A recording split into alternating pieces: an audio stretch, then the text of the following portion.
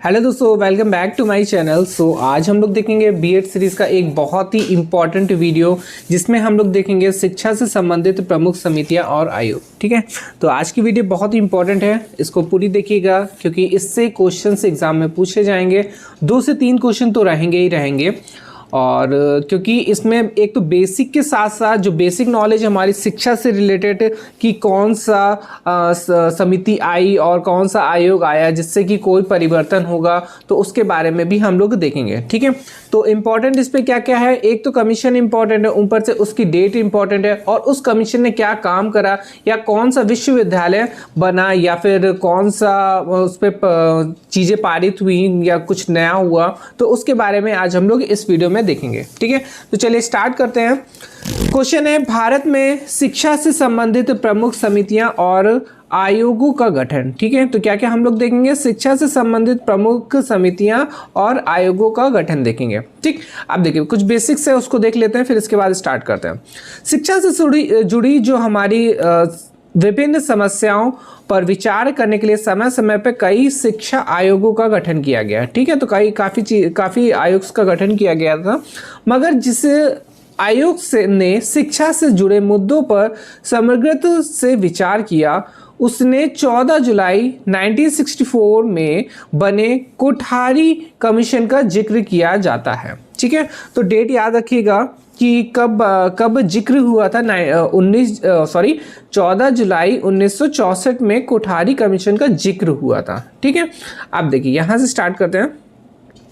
फिर जैसे साल से 1948 और 49 में बनी राधा कृष्णन कमीशंस ने भारत के उच्च शिक्षा, भारत ने, देखिए ये फिर से एक बार देख लेते हैं। देखिए पहले तो इस पे ईयर याद रखिएगा, 1948 से लेके 49। ठीक है, क्या कौन सा कमीशन बना था, राधा कृष्णन कमीशन बना था। क्या करा था इसने, केवल उच्च शिक्षा पर विचार किया था। ठीक है, उच्च शिक्षा पे इसने विचार किया था। वही जो मुदालियर कमीशन है ने केवल माध्यमिक शिक्षा पर विचार किया। अब देखिए दोनों कमीशन अलग अलग हो गए। राधा कृष्णन के बारे में अगर आएगा तो इसका आंसर क्या हो जाएगा, उच्च शिक्षा पर इसने विचार किया। और मुदालियर जो कमीशन आया था उसने माध्यमिक शिक्षा पर विचार किया। ठीक है, एक तो ये हो गया। ऊपर से अगर पूछेगा तो 1948 से लेके 49 ये कब, इसमें कौन सा कमीशन आया था, तो ये आंसर हो जाएगा राधा कृष्णन कमीशन। ठीक है, तो 3 चीज़ें इस पर इंपॉर्टेंट हो गई, राधा कृष्णन कमीशंस और उसमें कौन सा विचार दिया था और कब वो आया था। फिर आगे देखते हैं हम लोग, भारत में स्वतंत्रता से पूर्व बनी शिक्षा समितियां और आयोग। ठीक है, जो स्वतंत्र 1947 में हमारा भारत स्वतंत्र हुआ था, उससे पहले जितनी भी जो समितियां बनी हैं उसके बारे में हम लोग देखेंगे। ठीक है, तो सबसे पहला हो जाएगा हमारा कलकत्ता विश्वविद्यालय परिषद। ठीक है, तो ये कब बना था, 1818 में। सबसे पहला क्या हो जाएगा, कलकत्ता विश्वविद्यालय परिषद है, कब बना था, 1818 में। ठीक है, नोट डाउन कर लीजिएगा क्योंकि काफ़ी इंपॉर्टेंट से ये पॉइंट्स होंगे हमारे, जिससे कि क्वेश्चन से काफ़ी पूछे जाएंगे और ये मतलब कि बहुत रियल केस में एक साथ मिलेंगे आपको। ठीक है, चलिए आगे देखते हैं। फिर चार्ल्स वुड समिति, कौन सी समिति थी, चार्ल्स वुड समिति कब बनी थी, 1824 में। कब बनी थी, 1824 में। चार्ल्स वुड समिति 1824 याद रखिएगा। अब देखिए इस पे क्या हुआ था, भारतीय शिक्षा का मैग्ना कार्टा भी कहा जाता है। ठीक है, तो क्वेश्चन पूछा जा सकता है कि भारतीय शिक्षा का मैग्ना कार्टा किस समिति को बोला जाता है, तो आंसर हो जाएगा चार्ल्स वुड समिति। और कब बनी थी, 1824 में। ठीक है, फिर आगे है W हंटर शिक्षा आयोग। ठीक है, ये कब हुआ था, 1882 से लेके 1883। ठीक है, भारत में महिला शिक्षा का विकास करना। W हंटर शिक्षा जो आयोग था कब आया था, 1882 में आया था। 1882 से लेके 83 में आया था।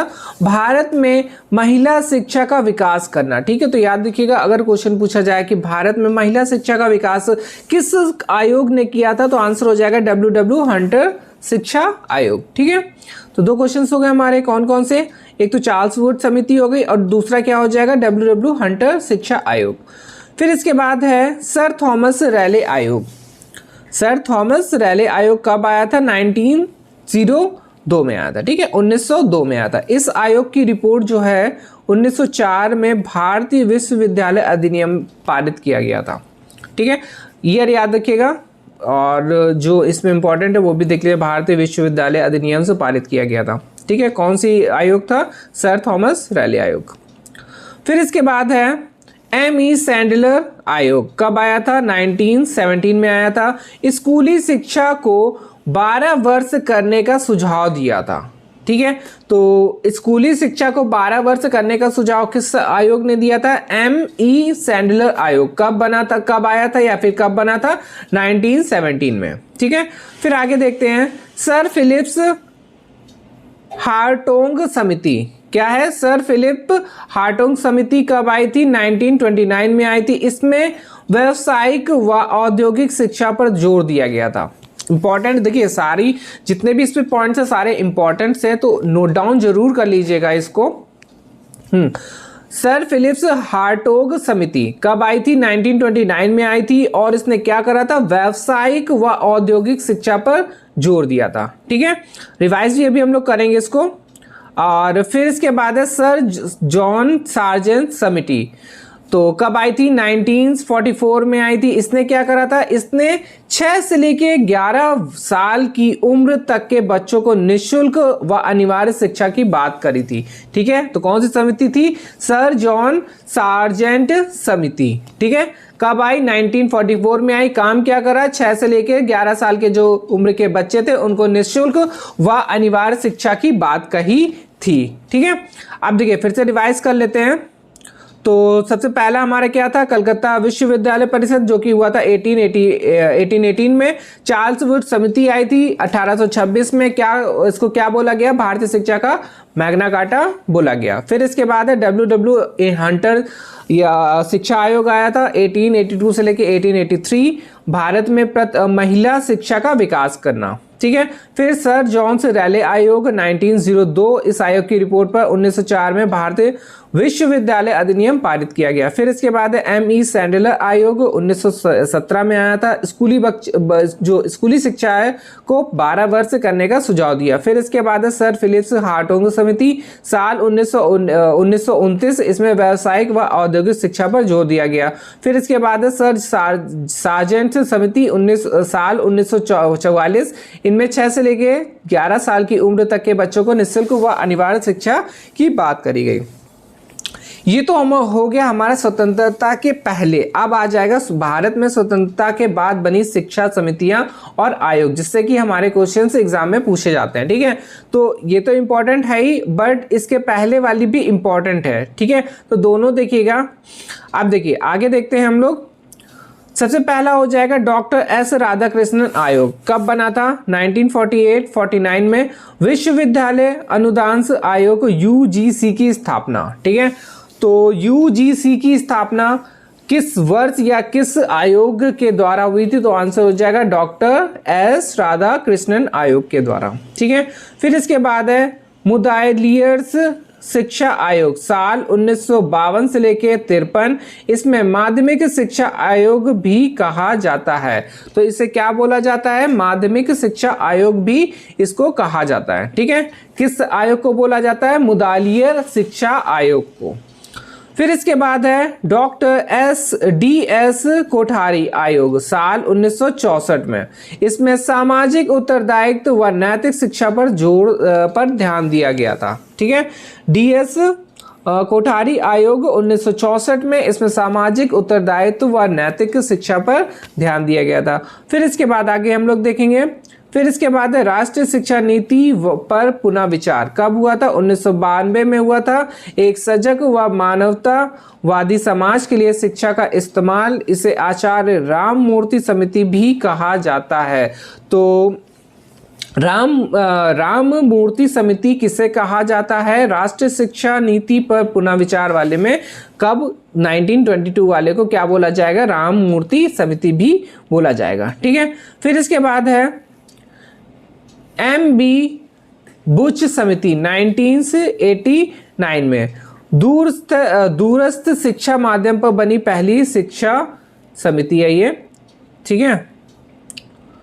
और फिर इसके बाद है GS रेड्डी समिति साल 1952, दूरस्थ समिति पर बनी केंद्रीय परामर्श समिति। ठीक है, फिर इसके बाद है प्रोफेसर यशपाल समिति, कब बनी है? ये भी 52 में बनी है, 92 में बनी है, 1992 में, बोझ मुक्त शिक्षा का संकल्प। ठीक है, फिर इसके बाद है रामलाल पारेख समिति 1993 में, बीएड पत्राचार समिति, इसको क्या बोला गया? बीएड पत्राचार समिति। फिर इसके बाद है प्रोफेसर खेरमा लिंग 2 समिति 1994 में है, पत्राचार बीएड अवधि 14 माह तक की हो गई। ठीक है, फिर इसके बाद है प्रोफेसर आर टकवाले समिति, कब? 1995, सेवारत अभ्यर्थियों सेवारत अध्यापकों हेतु पत्राचार से बीएड। फिर इसके बाद है राष्ट्रीय ज्ञान आयोग, कब है? इसका क्या हो जाएगा? 2005। ठीक है, ज्ञान आधारित समाज की संकल्पना व प्राथमिकता स्तर से अंग्रेजी माध्यम में शिक्षा को अनिवार्य करने की सिफारिश की गई। अब देखिए अंग्रेजी माध्यम शिक्षा में सिफारिश कब करी गई थी? तो 1905 हो जाएगा, राष्ट्रीय ज्ञान आयोग द्वारा। ठीक है, फिर इसके बाद है क्वेश्चन हमारा जस्टिस JS वर्मा समिति, कब? 2012 में, शिक्षकों की क्षमता की समय समय पर जांच करना। तो इम्पॉर्टेंट है ये भी कि शिक्षकों की क्षमता पर समय समय जांच करने के लिए कौन सी समिति बनी थी? तो जस्टिस JS वर्मा समिति। फिर इसके बाद है राष्ट्रीय शिक्षा समिति 2017, राष्ट्रीय शिक्षा समिति 2017 का मसौदा तैयार करने के लिए प्रख्यात अंतरिक्ष जो वैज्ञानिक थे तथा पद्म विभूषण से डॉक्टर के कस्तूरीरंगन की अध्यक्षता में 9 सदस्यीय समिति का गठन किया गया। ठीक है, तो ये कुछ इंपॉर्टेंट हमारी समितियां हो गई जो कि स्वतंत्रता के बाद की हैं। ठीक है, तो एक बार फिर से रिवाइज कर लेते हैं। पहला हो जाएगा डॉक्टर एस राधाकृष्णन आयोग, साल 1948 से लेकर 49, विश्वविद्यालय अनुदान आयोग UGC की स्थापना करी थी। फिर इसके बाद है मुदालिया शिक्षा आयोग, साल 1952 से लेकर 53, इसे माध्यमिक शिक्षा आयोग भी कहा गया। फिर डॉक्टर DS कोठारी आयोग, साल 1964, इसमें सामाजिक उत्तरदायित्व व नैतिक शिक्षा पर जोर दिया गया था। फिर इसके बाद है राष्ट्रीय शिक्षा नीति पर पूर्ण विचार, 1992, एक सजग व मानवतावादी समाज के लिए शिक्षा का इस्तेमाल, इसे आचार्य राममूर्ति समिति भी कहा जाता है। ठीक है, तो 1992 वाले को राममूर्ति समिति बोलते हैं, याद रखिएगा। फिर MB बुच समिति, साल 1989 में दूरस्थ शिक्षा माध्यम से पर बनी पहली शिक्षा नीति है। तो याद रखिएगा 2 दूरस्थ शिक्षा पर बनी है, कौन कौन सी? पहली हो जाएगा 1989 है, फिर 1992। तो 1989 वाले को बोला गया है MB बुच समिति, और जो 1992 का है G राम रेड्डी समिति। ठीक है, फिर इसके बाद है प्रोफेसर यशपाल समिति, बोझ मुक्त शिक्षा का संकल्पना था इस पे, और रामलाल पारेख समिति, इसमें बीएड पत्राचार समिति था।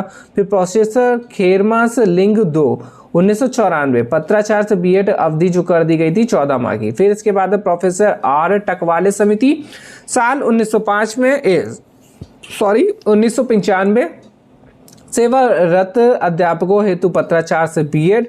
फिर राष्ट्रीय ज्ञान आयोग 2005, ज्ञान आधारित शिक्षा की संकल्पना व प्राथमिकता स्तर से अंग्रेजी माध्यम से शिक्षा को अनिवार्य करने की सिफारिश की गई थी। फिर जस्टिस JS वर्मा समिति, साल 2012, शिक्षकों की क्षमता समय पर की जांच की जाए। फिर लास्ट है हमारा राष्ट्रीय शिक्षा नीति 2017। ठीक है, तो ये हमारे कुछ इंपॉर्टेंट जो समितियां हैं और आयोग है उसके बारे में हम लोगों ने देखा, जो कि स्वतंत्रता से पहले भी जो बने हैं उनके, और स्वतंत्रता के बाद जो बने हैं उनके भी। ठीक है, तो ये हो गया हमारा एक बहुत ही इंपॉर्टेंट वीडियो अच्छी लगे तो प्लीज़ शेयर और लाइक और कमेंट जरूर करें। ठीक है, तो चलिए मिलते हैं नेक्स्ट वीडियो में। धन्यवाद।